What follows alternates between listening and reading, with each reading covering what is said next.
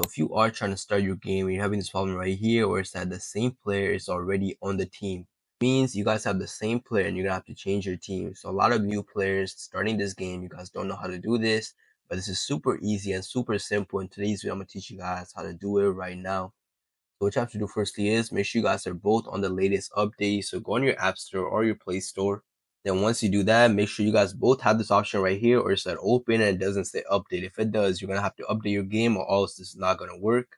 And once you do that, just click on this option right here where it's at open.